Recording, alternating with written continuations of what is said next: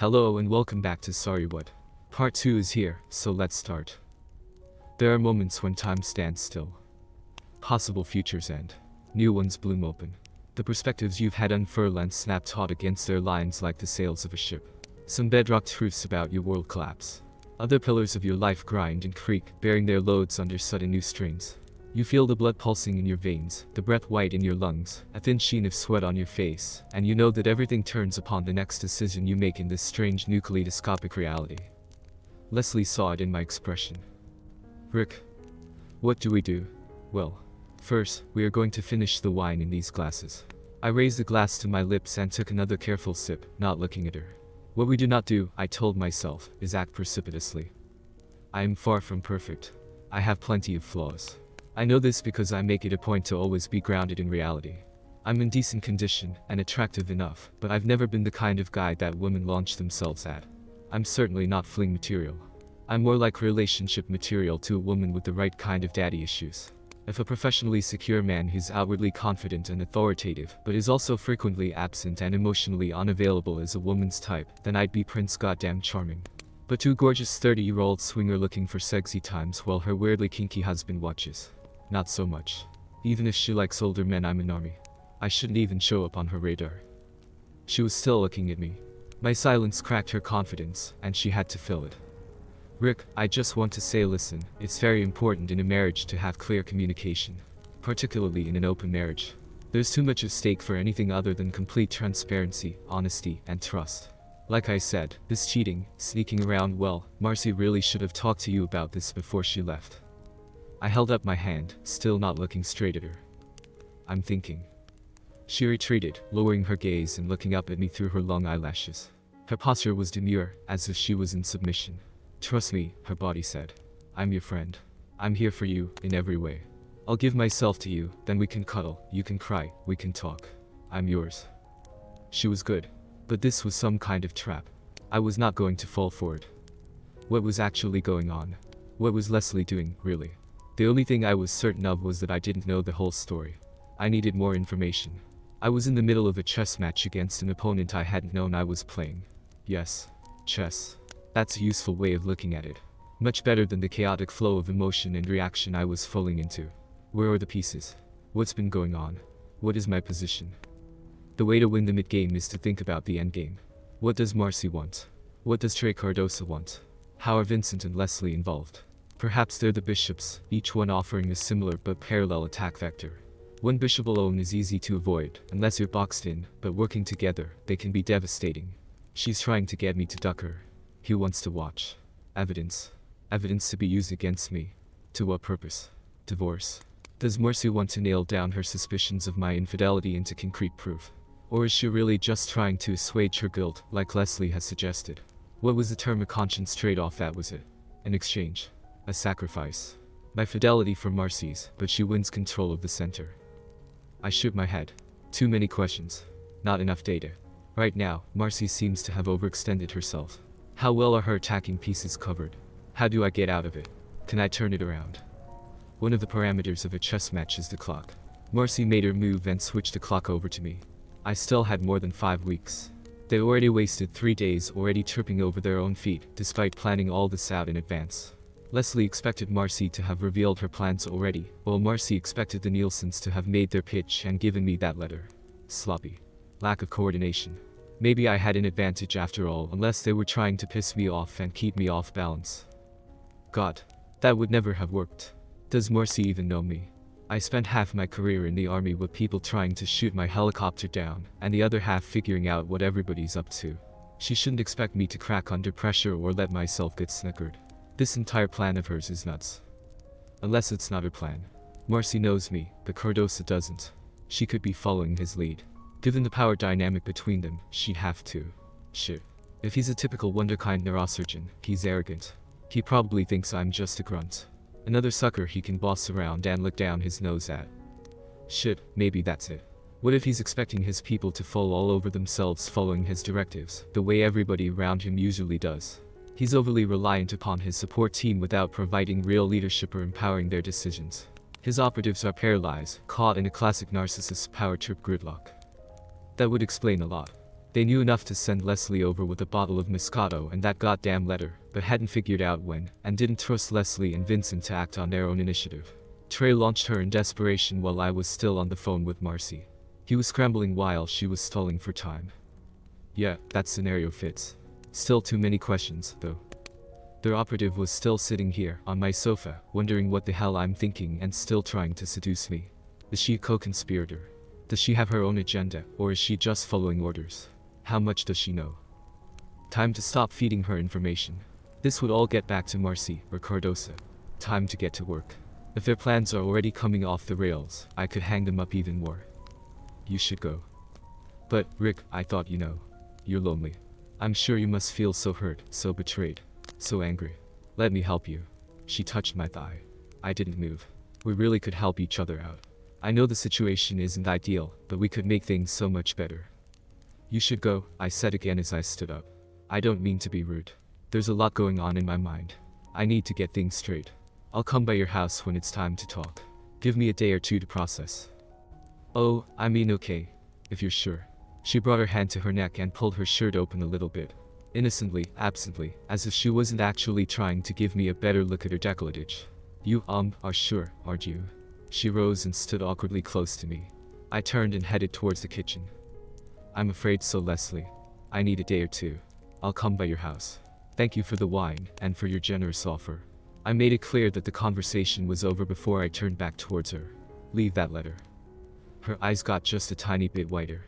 She knew I did not trust her. That was careless of me. Okay. Yes, of course. It's your letter. Just call me, okay? Anytime, day or night, for anything, alright.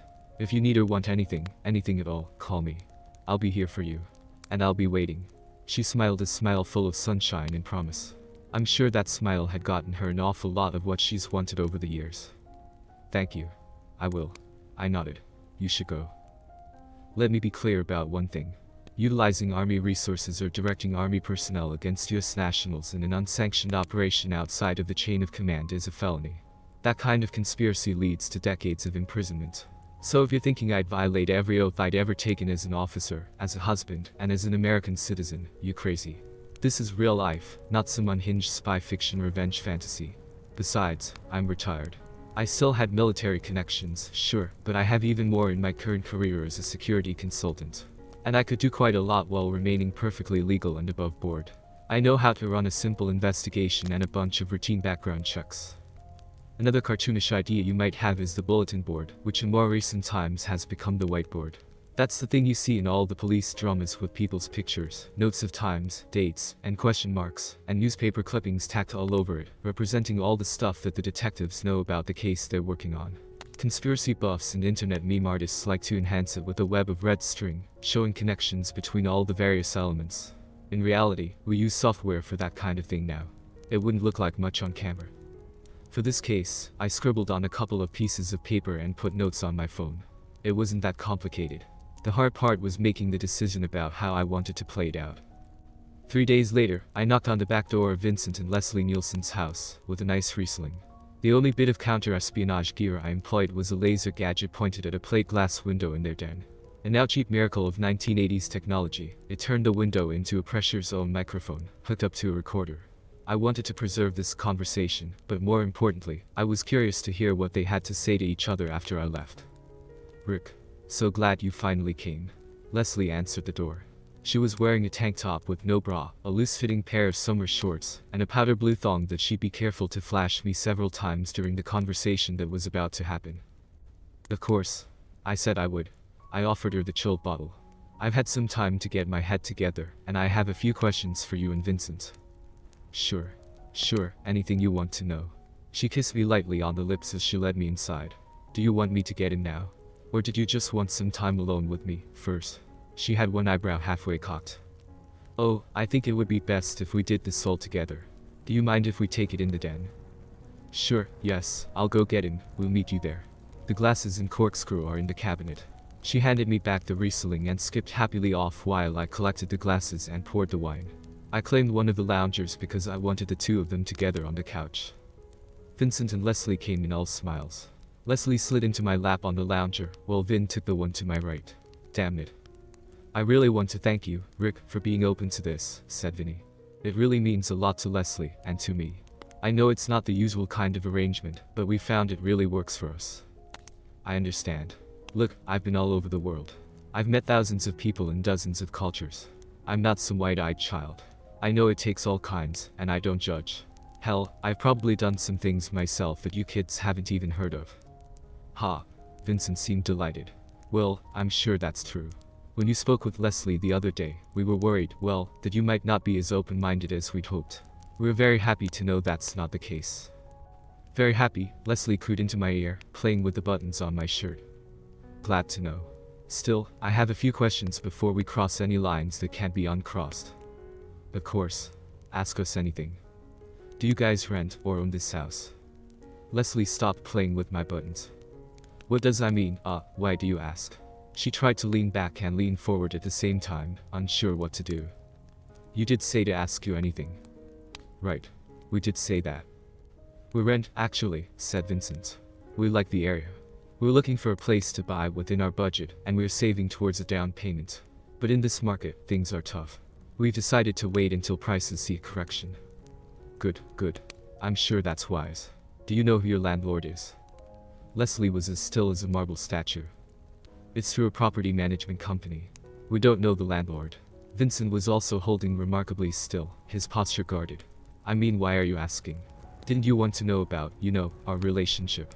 How including other men works for us? In a minute. You guys moved in here just over 2 years ago, right? Do you know who rented this property before you? No. You're the first non-owner tenants, I said. Jim and Linda Carlisle divorced and sold it to CC3 Investment Properties LLC. It went for about 15% below market value. How much do you pay in rent, if you don't mind me asking? I mean, I'm sorry. Vinny shook his head. What does all this have to do with, you and Leslie getting together?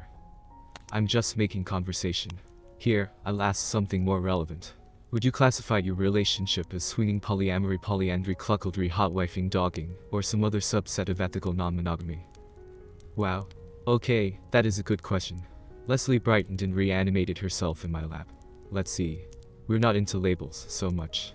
We do what works for us. I understand. Do you know what this symbol means? I pulled out my phone and showed her a picture of a circle with 3/4 of a trapezoid inside it.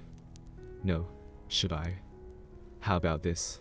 I showed her a picture of an upside-down pineapple. Yeah. That's a swinger thing, isn't it? That's right. So is the other one. Well, we're not, part of any groups or clubs or anything, Vinny chimed in. Finding men for Leslie has never been an issue. I'm sure. Do you know approximately how many people in this country practice the kind of female-sided open marriage you guys have? Vinny shrugged. I'm sure there's some answer, but I have no idea. I mean, we know it's not the usual kind of thing. I did a bit of research. It turns out that something like 45% of men have fantasized about watching their partners perform sexually with someone else. I suspect that many of them imagine another woman rather than another man. But the number of couples who actually involve other men is only around 1%. It's an awful lot more common for the woman just to cheat. That's about 15 to 20%. I would never cheat, said Leslie. We don't keep secrets from each other. In fact, our arrangement wasn't even my idea. Vincent asked me about it early on in our relationship. I wasn't even thinking about sex with other men at all until he said he wanted me to try. But once we got going, we were both hooked. It's been an amazing experience ever since. Good, good. That brings me to my next question. You don't keep secrets from each other, correct? That's right. They both nodded. So, Leslie, when you were having your conversations with Marcy about hooking up with me while she was away in Colombia, you told Vincent about that, didn't you? Of course. And Vinny, you approved. Yes, indeed. You're just her type. Thank you. Leslie, when Marcy gave you that letter, she let you know when she'd be leaving, and what she'd be doing, didn't she? She did, yes. And you told Vincent that too? Yes. Of course I did. And Vincent, this is something you were looking forward to? You bet. Got it. So, I have one question left for each of you. Vincent. When I was coming back from my run the other day, why did you invite us both over for dinner, as if you didn't know that Marcy had already run off with her lover 3 days earlier? Why did you lie to me? They both froze up like statues again. Vinny took a moment to recover and started stammering. Well, I guess it must have slipped my mind. Did I really invite Marcy? I don't remember. Vinny, you're a genuinely nice guy. I'm afraid that makes you a terrible liar. I straightened up. Leslie, why on earth were you planting non-perennials so late in the season? They'll never come up. You should have known that. She said nothing. Smart girl. Well, then, let's wrap this up. I stood up, shooing Leslie off my lap. Thank you very much for answering my questions. All of this has been very enlightening. I'll be in touch. I shook my head. No, that's not true. I won't be in touch. Tell Marcy and Trey that I'm not playing along. I'm out. I was headed towards the back door while they desperately barked out a dozen protests. Leslie darted in front of me and planted an urgent kiss on my mouth. I pushed her away. Cut it out, I put ice in my voice. It's over. You're busted. The jig is up. You're not fooling anybody. No, Rick, you don't understand. I don't know what you must be thinking, but it's not like that. Leslie Margaret Tolliver, I said. Born April 12, 1994, in Harrisburg, Pennsylvania, to William Lawrence Tolliver and Jessica Louise Tolliver nee Papastaver. You are not married to Vincent Ambrose Nielsen, born August 15, 1990, in Sherman Oaks, California, to Anthony Michael Nielsen and Laura Ann Nielsen nee Smith. That little bit of theater where you pointed your peach at me. You both ducked it up by doing it the exact way you were told. The timing was wrong, and you failed to improvise and adapt. This entire situation is a setup. I'm not falling for it. She stepped back, her eyes wide. Vincent was behind me, so I turned sideways to see them both. I don't know what, if anything, Marcy and Trey told you two about me. Probably just that I was in the army. Part of that was army intelligence. Now I'm a consultant. I investigate things. So, I investigated. So all those questions. What are you doing? What's going on? Leslie was wobbling on her feet. Any lawyer will tell you never ask a witness a question unless you already know the answer. The same thing applies to interrogations. We learn just as much from what people don't say, or what they withhold, or how they try to mislead. I wanted to see how far down the rabbit hole I was. Pretty ducking far, as it turns out. Now, excuse me. I left them flabbergasted. Just like I intended. Shit. That was Leslie. I was listening to the playback from the laser on the window. They were still in the den. Yeah. Vinny sounded deflated. How much do you think he knows? How the duck should I know? He clearly did a bunch of digging, and he must know what he's doing. You heard him. Do you think he knows Trey owns the house? He's gotta. He asked about the landlord to see how we'd react. And I nearly peed myself when he brought up the rent. I heard her refill her wine, from the distinctive bloop bloop bloop that always comes when you pour the fourth glass. She must have offered the rest to Vinny, who finished the bottle. I didn't know what to tell him, either. I barely dodged that one. No, you idiot. Residential leases have to be registered with the county. He went into the records. He didn't find our lease because there isn't one. He's gotta know we've been living here for free. So shit. I guess he knows this has been set up from the beginning. That means he must also know Marcy and Trey go back to before we moved in. That it's not just this thing in Colombia. I can't imagine he hasn't figured that out. He's smart. Way smarter than any of us gave him credit for. I thought that Dr. Trey Cardosa was supposed to be the smart one. I could almost hear Leslie smirk. So did Dr. Trey Cardosa. So did Marcy. Hell, we all did. He's always so in charge, everybody assumes he's got it handled, including him. Ducking arrogance. Shit. Army intelligence. Investigations. Who knew? His goddamn wife should have known. Yeah, she should have. She paused, pensive.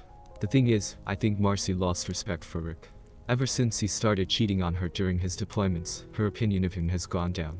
And now she's seriously underestimated him. I think that's just her fear fog. It makes smart people stupid.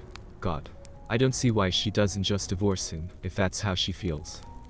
Because, believe it or not, she still likes him. She still loves him, even. She enjoys the life they have together. She's proud of it. She loves her kids, she loves her home, and she doesn't want to be the one to break up their family. I get that. So why throw this in his face now? Did she just want to blow the doors off their marriage, or something? I guess. I mean, now that Kyle's off at college, they're at a transition point. She doesn't want things to keep going the way they have been, with her affairs and his. I mean, that's if he's been playing around the way she thinks. This thing with Trey and the others is to get one over on her cheating husband. If there's a clueless sucker in that marriage, it's not gonna be her. She has to have some way of winning. That's kin to ducked up. She snorted. You think? And she's kept it up all this time. Since he was in the army. She thinks he has, too. Has he? Probably. Maybe. Who the hell knows? If she was half as savvy as he is, she'd have found out for sure. I think all she really knows is what that CIA lady told her. I mean, I'm sure she's right. Where there's smoke, there's fire. Yeah. Still. If he was a cheater, you think he'd have pounced on you. You'd be upstairs ducking him right now if he was the type. No way he'd have brushed you off like that. I know, right? That part's got me worried. I don't know what's going on anymore. You think we should call them? Give them an update? Yeah. But they're not gonna like it. We're gonna get fired, aren't we? I guess so. There's no point keeping us around if he's not going to take the bait. And Marcy really doesn't like me very much. Why should she? You've been ducking her boyfriend while waiting around to duck her husband. Hey, that's on her. She set me up in a rich, handsome doctor's love nest while she's at home with her clueless hubby. I get horny, and she knows what kind of woman I am. That's how I got this gig, after all. You could have been ducking your own fake husband, you know. That might have sold it better. You wish. You know you're not my type. I still have student loans to pay off. Gold digger. Duck boy. Like I have a choice. God. I haven't been on a real date in 2 years. Can't have a girlfriend, can I? It would ruin the whole cluck fetish act if that came out. But hey, you can get plowed whenever you want. That's just you being a hot wife. Hey, not my fault if I've got the better end of the deal. Duck it. This shit was getting old, anyway. 2 years looking at your perfect peach but never tapping it has been great, but whatever. Make the call. They rustled around. She put the call on speaker. Hi. Bad news. He's not going for it. You're kidding. Marcy's voice barely came across, but I could still make it out. I wish. Hey, why didn't you say anything about him being in Army intelligence? He came over and asked a bunch of weird questions about who owns this house, and how much the rent is. He grilled us about the statistics on open marriage. It was like he had the whole thing figured out already. It was creepy as hell, added Vinny. I dodged his answers as best I could, but he was just reading our responses. He even knew we aren't really married. What? Yeah. Sorry. He said he knew the whole thing was a setup, and he wasn't falling for it. How'd he put it, Leslie? He said tell Marcy and Trey that I'm not playing along, I'm out. Shit. Did you make it clear that you wanted to sleep with him, Leslie? You didn't just try to get him to come to you, did you? Hey, I did it exactly like you said. That's part of the problem. He saw through us. How is it even possible? Your husband isn't the stupid horn dog that you think he is, said Vinny. And your boyfriend isn't as clever as you think, either. This whole thing was probably a bad idea. You've got a lot of nerve saying that, having lived rent-free for 2 years. Try to show some gratitude. It's not like we haven't had to keep our jobs. Sure, I've saved a lot of money sharing your secret duck house, but you're not actually paying us. Besides, Trey is coming out way ahead on the place. It's a great investment. I checked Zillow. It's gained something like 80,000 in equity. And if you start renting it out for real, or do an Airbnb, it'll be like printing money. So spare us the power trip. Arg. Whatever. Okay. Okay, it's not too late to fix this. Tell you what. Leslie, go over to my place, pull Rick's pants down, and start sucking his dick before he gives you the chance to say no. Then everybody's happy and we'll call it even. I'll give it a shot, but I don't think sexually assaulting him will work. He's strong enough to stop me, he might even hurt me. And if we both went over and Vincent tried to hold him down, Christ, he might shoot us. Why is it so important that I bang your husband, anyway? Don't you already know for sure that he's an adulterer? What difference will it make? I know he had an affair with Deidre Ducking Keel, she practically said so to my face. Not only did I have to suffer her flaunting it at me, but I'd be the witch for not trusting him when Rick turns it into a he said she said thing. So sue me, I want to have at least one of his affairs dead to rights. What for? Your kids are over 18. The courts don't care about infidelity. If you're splitting up, who ducked who doesn't make any difference. Who says we're splitting up? I don't necessarily want to divorce. That's up to Rick. Right. So you just need to make sure you're even. So all the stray clock you've been sampling over the years gets balanced out by my kitty. And now that you're out in the open with Trey, you need to have him out in the open with me, is that it? Duck you. You don't have my life. Do it or don't do it. It doesn't matter. You're right. Just both of you pack up your shit and be out of the house by the time we get back. You've got a few weeks. I figured as much. Well, it's been fun. Tell Trey I miss him. Which? They ended the call. I didn't hear anything else. They must have left the den. I did all the stuff to separate our finances, put the house on the market, and file the divorce paperwork. I told Josh Washington what his wife Penny had been up to, because screw it, I'd want him to tell me. I mean, I was grateful to Lydia when she let me know about Marcy's parking at the Red Roof Inn, so I figured it was my turn to pass along that kind of bad news. I also lodged a complaint about Cordova's sexual misconduct with MSF, that's Medicine Sans Frontiers, the actual name of Doctors Without Borders. They added it to the pile. There was a big shakeup back in 2018 about that kind of thing, but nothing really changed. I'm sure they're used to it. I also told Rhonda and Kyle what was going on. I didn't try to protect Marcy, or villainize her, either. I just gave them the most basic version of what happened. I promised to make available her letter, my research, and a recording of the Nielsen's conversations if they wanted. To be fair, I told them about Deidre, too, and let them know that singular encounter was the full extent of my own infidelity. Both of my kids were sad to hear about the breakup, but wisely decided to stay as far out of it as they could. I did not go to the airport, or to the Ducking Ambassador Hotel. Marcy had probably imagined that encounter going 1,000 different ways. She must have rehearsed hundreds of versions in her head, all on her terms, with her in control. As if that would ever happen. Hell, her stubborn imagination is what got us into this mess. The Bell 206 Jet Ranger is a dream to fly, compared to the Apache. An old rotorhead like me could hardly ask for a more well-behaved machine, and my company had 2 of them, plus a lease on a 3rd.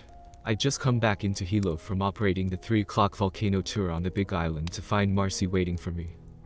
Adjusting back into the flying life was as comfortable as it was surprising. I had to take some lessons and check rides to get my old flying orders converted into FAA certificates, and civil aviation is a whole different animal than an army unit, but I was amazed to discover how much I'd missed it. The salary was a lot less than my old position, and the cost of living in Hawaii is ridiculously expensive, so that was an adjustment. But I was also able to work part-time remotely, still doing security analysis for my old consulting company. I don't spend a lot of money on myself, so I was able to manage it without going into my retirement accounts. My quality of life here in paradise was magnificent. I was even able to fly over and spend time in Honolulu whenever my daughter Rhonda was in port at Pearl Harbor. It was kind of poetic that I'd chosen the scene of our big fight, back when I was on my Korean deployment, to start my life anew. It seemed inevitable that it would also be where we'd have our last sit-down for closure, after the divorce was final. She'd clearly been rehearsing this conversation. Ever the control freak, she'd chosen the time and place to ambush me. She'd spent hours considering her clothes, her hairstyle, even the color of her nails. Of course, I'd forced her to drag her cheating peach halfway around the world to do this, so I hope the illusion of her dominance at least made her feel better. "Well," she said, after I'd stared at her without expression for a few moments, "aren't you going to say anything?" Aloha. I headed to the crew room to secure my gear. She was still waiting for me when I got back, of course. Sigh. I guess it was time we'd finally have it out. It had been almost 10 months.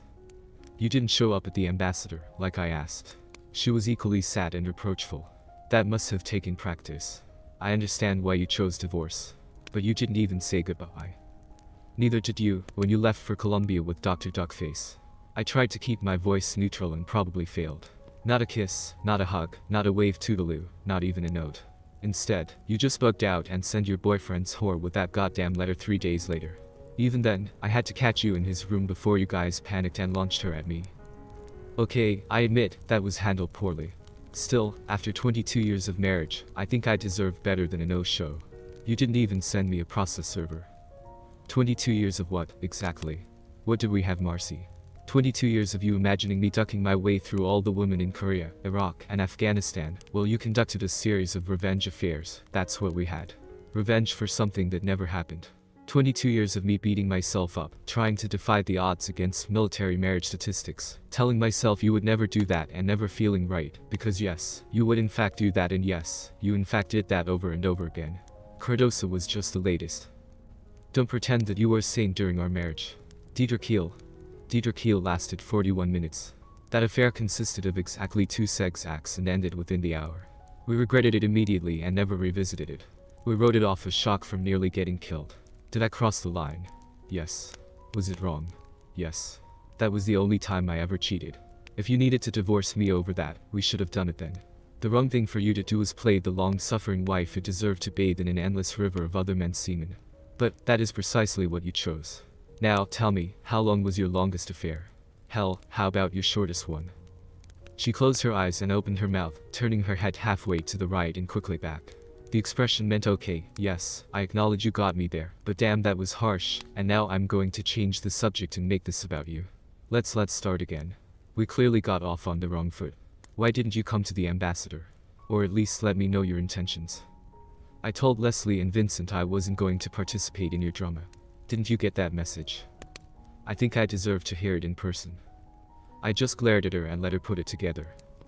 And I guess you did, too. Shit. She shook her head. I admitted I was a coward. In my letter, I mean. I never imagined that you were, too, Mr. Army Colonel. I'm not a coward, Marcy. I'm just done with all of it. That should have dismissed her. She wasn't having it. I don't think we're done. God damn it. Okay, fine. Let's have it out. Just to review. You spent our entire married life cheating on me with other men. At first you did it during my deployments, because you were lonely and because you thought I was cheating on you. I wasn't. The fact that you were wrong hardly matters, because you felt justified at the time. So far, so good.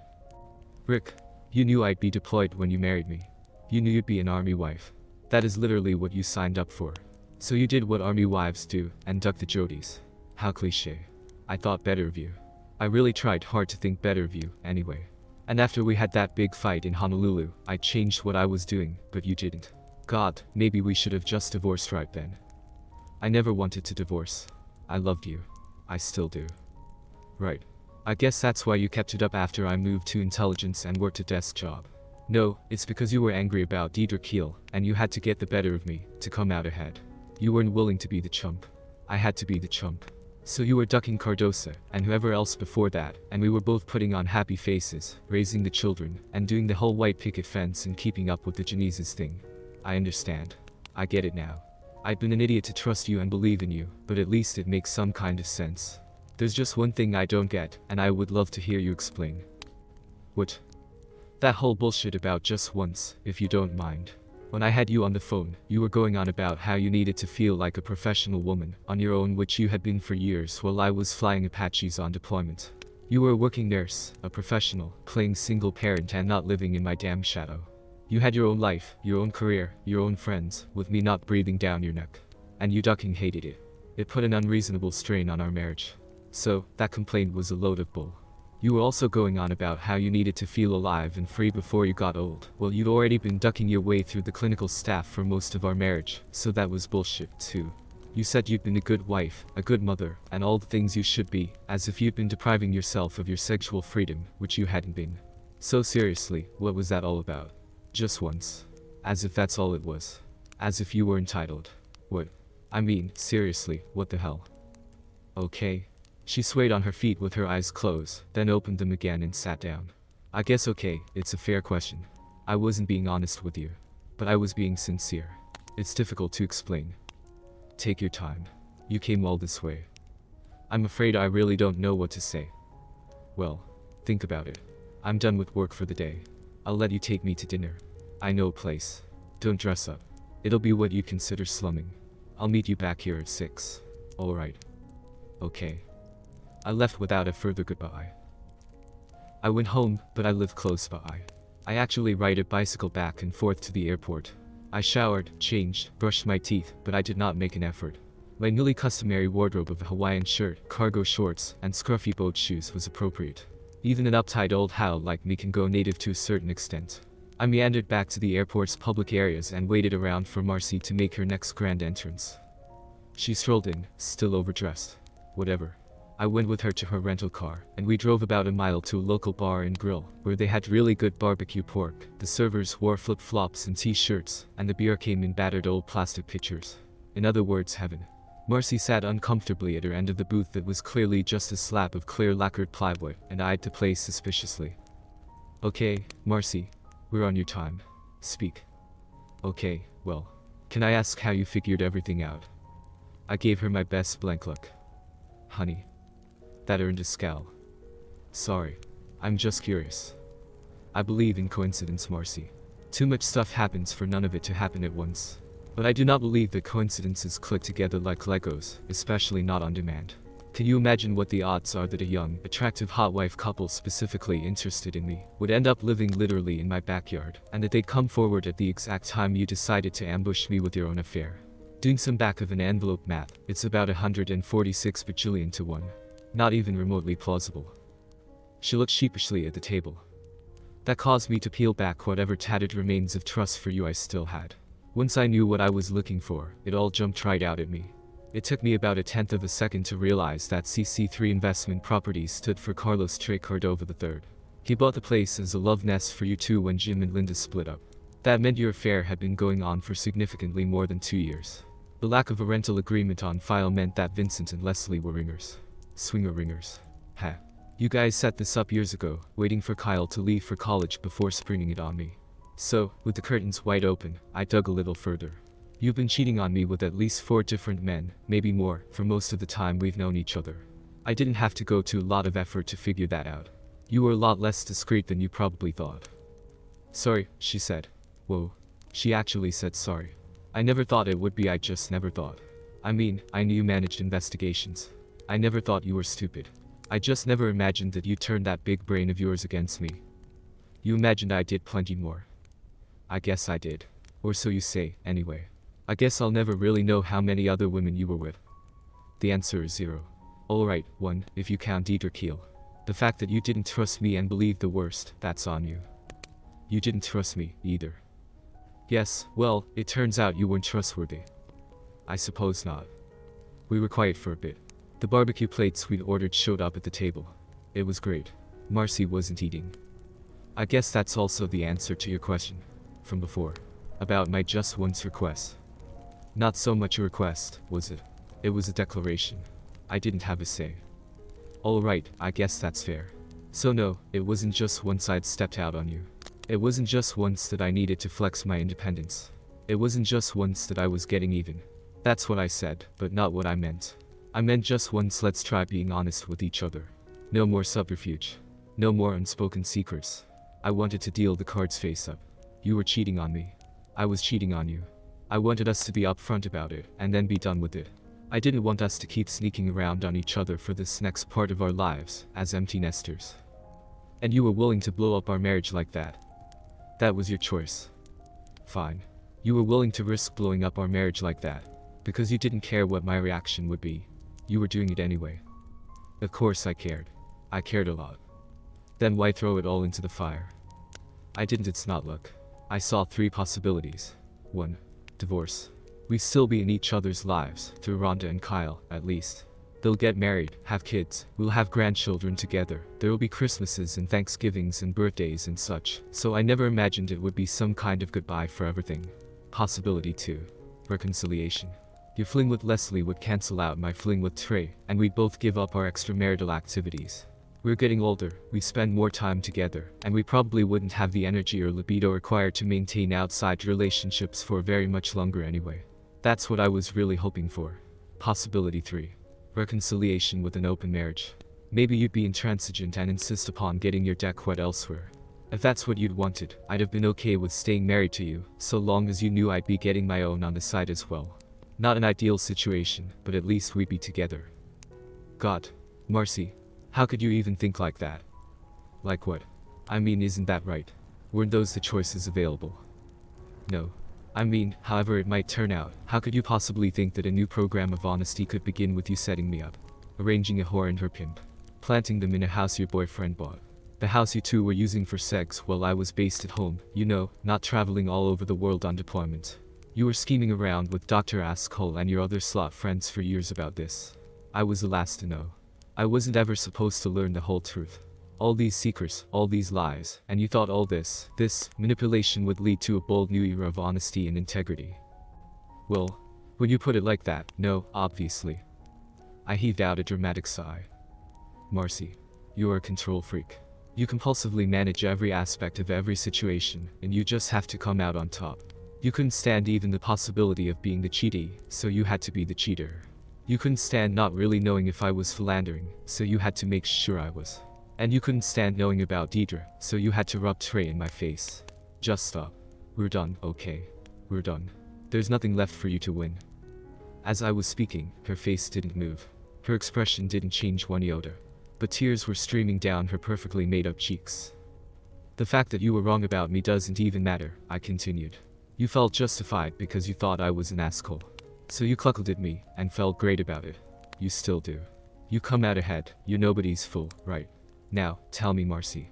How could I ever stand to live in a relationship with a person who treats me like that? More tears. No words. I stood up. I'd had enough barbecue. Go home, Marcy. Go back to the cul-de-sac and your precious Dr. Trey. Go back to your career and your cheating friends and your duck buddies and your freedom and independence. Go back to being so ducking clever. Just leave me the hell out of it. I'll see you around, like you said, birthdays and grandchildren and all that. I'll buy you a Mai Tai the next time you're in Honolulu to see Rhonda. I turned to go. Rick. I turned back one last time. Just once. I didn't mind. I really am sorry. I should never have let it go so wrong. What could I say? I just nodded and left. Just once, we'd finally been honest. That's the end of today's story, friends. Show some love by liking the video and subscribing to the channel. Goodbye for now. Stay safe and I'll see you in the next video.